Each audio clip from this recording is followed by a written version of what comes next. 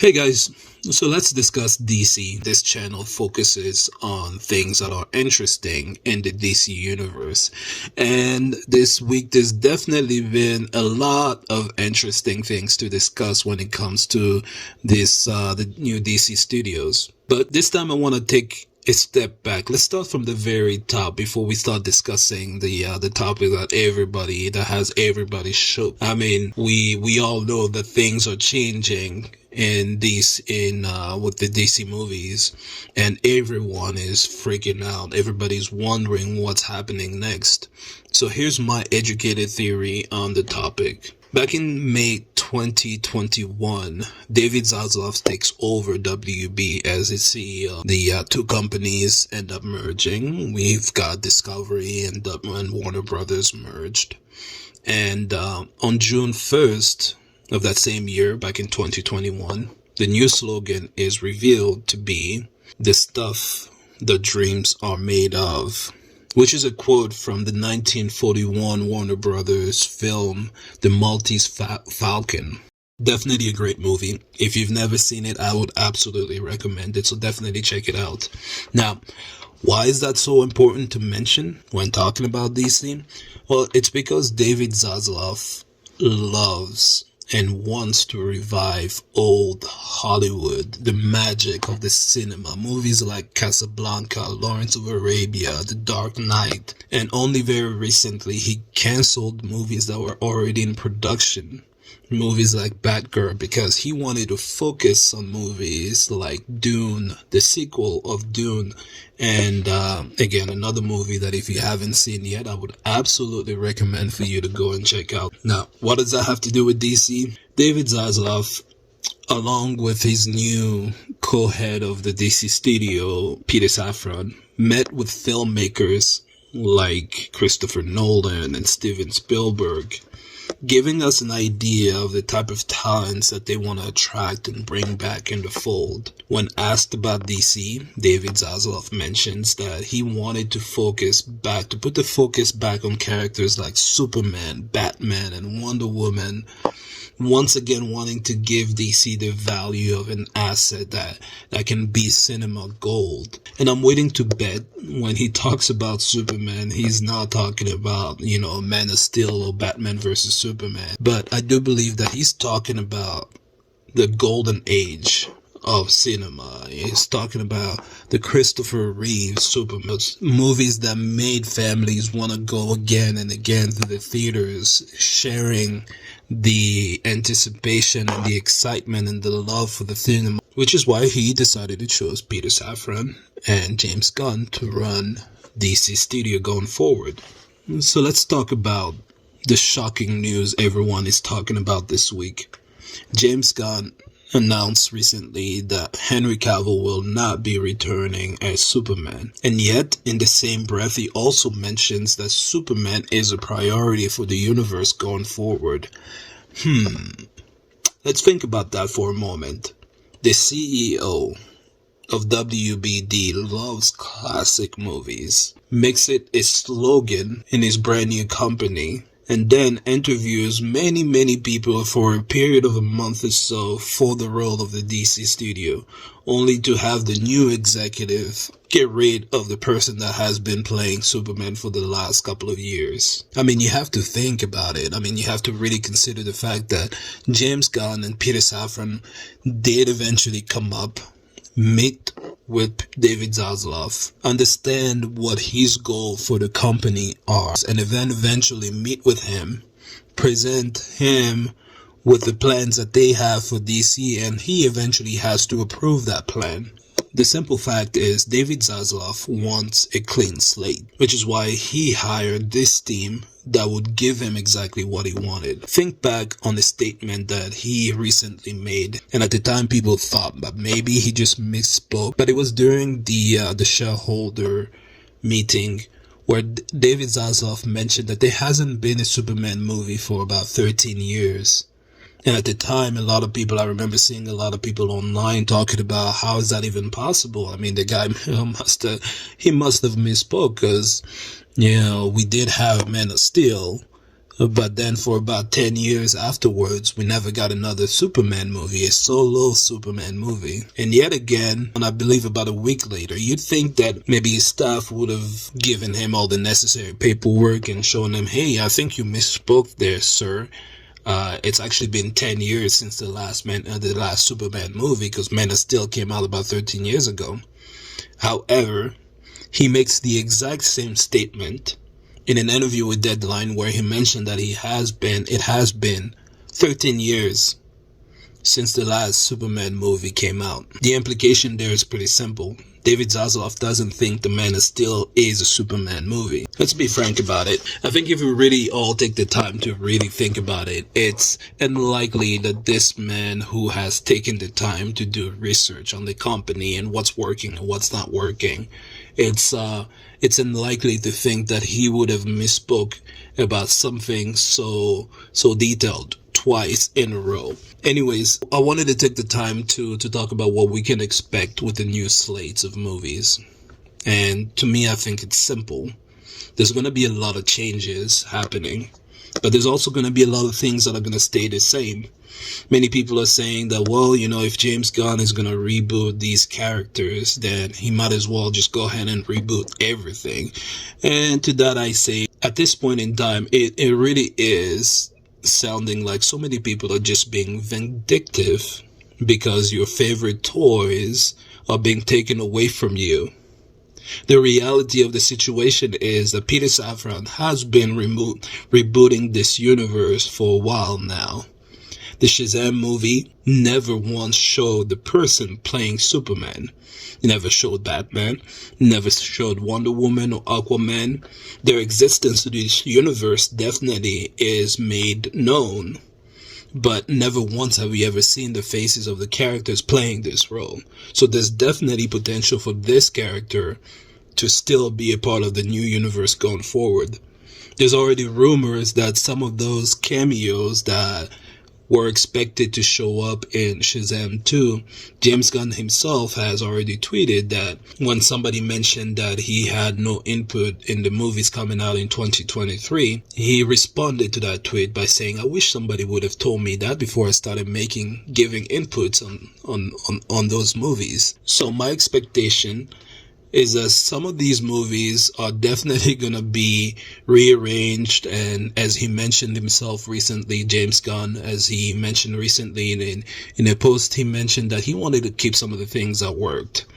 So expect a lot of things to change, but expect a couple of things to also remain the same. We could definitely take a look back at what he had done with the Suicide Squad. Definitely a lot of changes happened there, but characters like Amanda Waller and Harley Quinn are definitely still coming back to be a part of this universe. So I would expect similar changes to happen to movies going forward. Peter Safran came in and gave us Shazam and specifically kept the appearance of Henry Cavill at the end of that movie. Lucky for him, because eventually as David Zaslav came in, wanting to make sure to clarify things in the universe going forward, this gives him an out. And it could easily be explained that, in this universe, there's always been this new Superman as part of this world. So that could definitely work in the changes that are happening. But I do understand the frustration that some people have. Whenever Peter Safran came in and took over things, you could definitely see that things were being adapted differently from what the previous regime had done. Emphasizing once again that a soft reboot had already been happening, so that whenever David Zaslav eventually came in and took over, he decided to make Peter Safran co-head of the DC studio. Along with him, James Gunn, who in fact Peter Safran again brought into the DC universe to make movies like the Suicide Squad and one of the most successful comic book TV series that came out this year, Peacemaker. And just like that, just like magic, Peter Safran is also producing Blue Beetle movie, which at some point in time was meant to be released exclusively on HBO Max. But David Zaslav shows up, cancels a couple of movies, but surprisingly, once again, the movie that is being produced by Peter Safran is taken from HBO Max and given the opportunity to come out on the big screen. So that should definitely make us all think about the possibilities of what these changes could definitely bring us. People are angry and they want everything to go down with this ship, but how can you really expect the new captain of this ship to also throw out the new team that he brought in with him to correct the course of the mess that was already there before? You'd expect him to take his crew and move forward with the plan that he has already sort of established. Here's what to expect in our new slates. I would definitely not expect another Black Adam movie. Whether we want to admit it or not, there's definitely been a lot of conflict between between Dwayne "The Rock" Johnson and Peter Safran. And that's been happening for a while now. Safran produced Shazam, but for some reason not Black Adam. How is that even possible that two characters that are so entwined with each other are being produced by separate entities? We also know that Dwayne Johnson wanted a different actor to play the role of Shazam, and I'm talking about Armie Hammer, but Peter Safran decided to choose otherwise. The problem with The Rock isn't just the latest Black Adam movie was a big flop, but it's also the fact that Dwayne "The Rock" Johnson has always wanted his own franchise, and he wants to run it. He wants to run it the way that he wants it. Starting off with The Mummy with Brendan Fraser, which took a long time before we eventually got a third movie out of that franchise, because there was a shift at some point in time when The Rock came in and the focus was instead placed on the Scorpion King for a while there.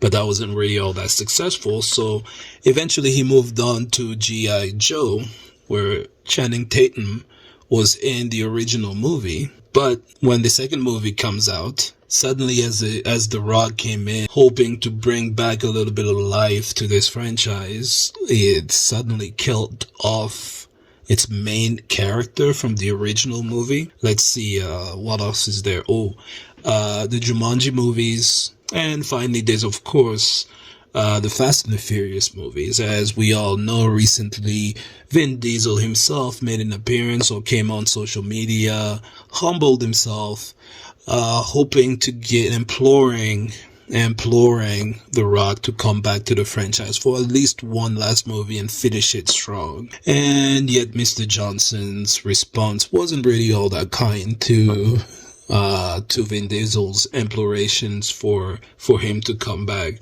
Now, we don't really know exactly what happened between the two of those guys behind the scenes, and it's possible that The Rock could have been right to react the way that he did. But all I'm saying is there's definitely a trend here. But with DC in particular, he wanted to be in charge of things. Before the announcement of Gunn and Safran taking over the DC studio, he made sure to hint at the possibility that his production company could in fact be the one taking charge of DC, which is something that for a second there I thought could be interesting to see. Until a few weeks before the Black Adam movie finally came out, where in my last video, if you haven't seen it, definitely please go ahead and check it out. But in that last video, I referred to The Rock as a candy ass, because there's definitely things that started hinting at the possibility that this movie wasn't all that good, and it stinked of desperation the closer that the movie was about to come out. The fact is, Black Adam is a Shazam villain with potential to one day maybe be one of the first big villain for the Justice League to defeat, but it definitely needs to first start with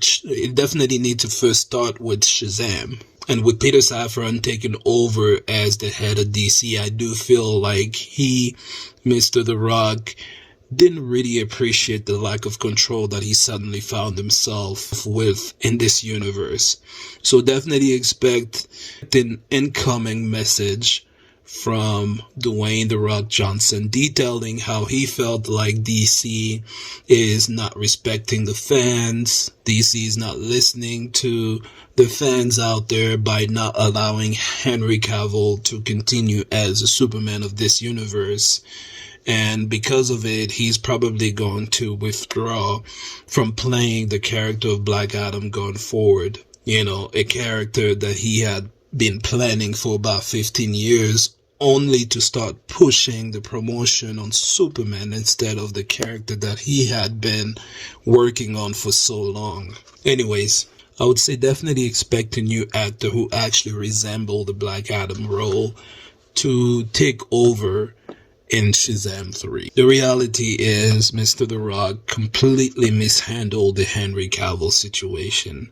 But I do hope that this actor actually finds new representation that will handle his career a little bit better with better role and lend him good roles going forward. I'm hearing a lot of people upset that Henry Cavill was absolutely made to play this role, and no one else in the world could possibly play Superman but Henry Cavill. And to that I say, please take a chill pill. I love Cavill. I've loved him since I first saw him play the son of Edmond Dantes in The Count of Monte Cristo. But it's the character of Superman that made him a recognizable name. Because of it, he could lead roles like The Witcher, Highlander, and we're hearing rumors of him taking over Warhammer and even be in conversation for a character like James Bond. These characters are far too important, much more important than the actors playing them. And because they get to play these roles, a chance of a lifetime that so many people have been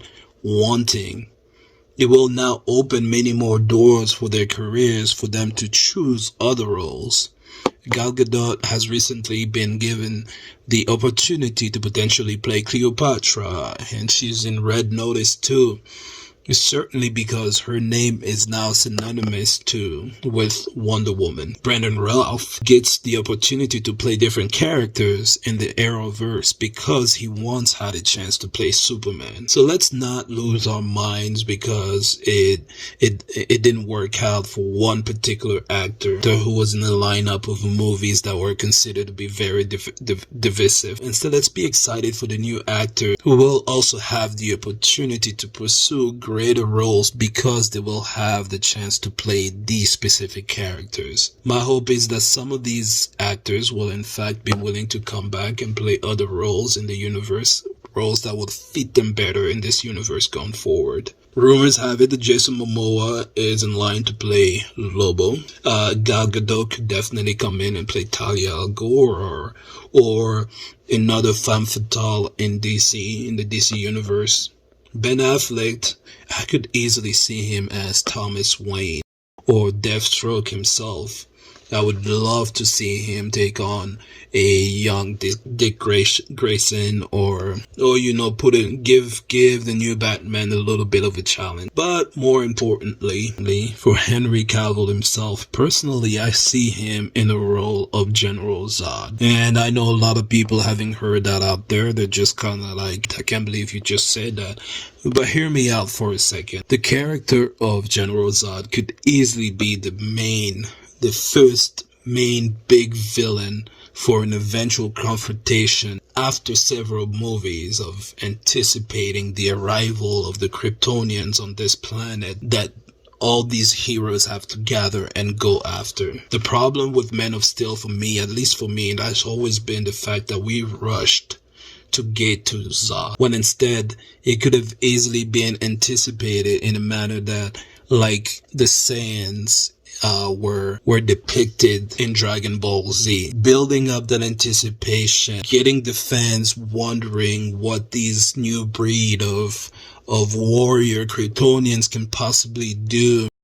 to the world if they were to land on Earth. And I do think that Henry Cavill could easily play that role. I also do expect a new lineup for the Justice Society in this new universe, because Gunn has been hinting at the possibility of a Kingdom Come adaptation, which has me hoping that the Justice Society will retake the mantle of the first superhero team in this universe, guiding younger heroes like Superman, Batman, Wonder Woman, Aquaman, and so many others.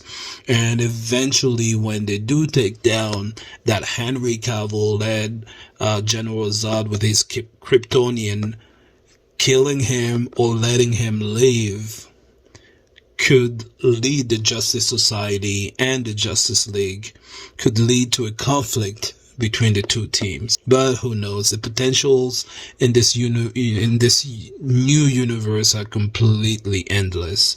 And for one, I'm definitely excited to see what could possibly come out of it. But the question still remains: who could potentially take on the role of the new main Justice League? As these roles are being rebooted. Here's my list, and James Gunn, if you're out there, please hear me out. For the role of Superman, David Cornswell. He is an actor who absolutely stood out in an otherwise mediocre Hollywood series by Ryan Murphy. And I know there's definitely a lot of other people out there that think exactly like me, because when I first watched that series and I saw this guy, immediately I thought, oh my god, this is our next Superman. Aaron Taylor Johnson for the role of Batman. And I know he's definitely in line to play to be in the Kraven the Hunter movie, but let's go ahead and dangle the Batman role in front of him anyways and see if he responds to it. Sophie Cookson for Wonder Woman. She's proven her strength in movies like Kingsman, and I think she would do a great job in this role. Glenn Powell for Hal Jordan, and Jovan Adepo for Jon Stewart. A movie between these two as galactic police officers would absolutely be top notch. These two are great actors, and I could see the two of them absolutely kill it at this role. Kyle Allen for the role of, wait for it, Barry Allen. Get it? This man is a talent that's just waiting to be appreciated. Even in the small part that he had in the latest West Side Story movie that came out that recently came out, you could definitely tell that this kid is talented, that this kid is capable of doing so much more, and I would love to see him in this role, and I think he would do amazing in it. Alex Pettyfer for Arthur Curry. This actor has the experience. I mean, we've seen him in movies over the years, and this is the type of role that would definitely give him the rise that he needs to be in so much more. He's got the experience, he's got the physique, he's got the capability to play vulnerable for a character that has been abandoned by his own people in a world that he may be unfamiliar with, and eventually rise up to be the king of an entire kingdom. I would love to see him in this role. Mustafa Shakir for the role of Martian Manhunter. This actor has the ability to play mature like nobody else, and I could absolutely see him as the guide to this new league of younger heroes. Thuso Baidu for Vixen. Now, this young lady was just recently in the Woman King, and she was kicking butt. And I think that she would be a perfect choice for the role of Vixen. And Vixen is such a character that has been left out from the big screen for far too long. And as we know, James Gunn has an appreciation for these underrated characters. So I hope and I pray that this character will be given the chance to show up on the big screen. I think Thuso Baidu will do such a great job in the role. I grew up with the Justice League animated TV show, and on that lineup of the Justice League, you had Hawkgirl as part of the Justice League, and so I would absolutely love to see Hawkgirl also make an appearance on this new lineup, and the actor Monica Barbaro is absolutely perfect. She's tough. She is capable and representing herself well in this league of these legendary characters that so many people have known for generations and generations. But this is a list of young actors that I believe could easily grow well in these roles. And for me personally, I do believe that the future is bright, and I personally am excited for it. Let me know what you think. What does your list of the new potential Justice League look like? I'd love to hear from you. And until next time, ciao.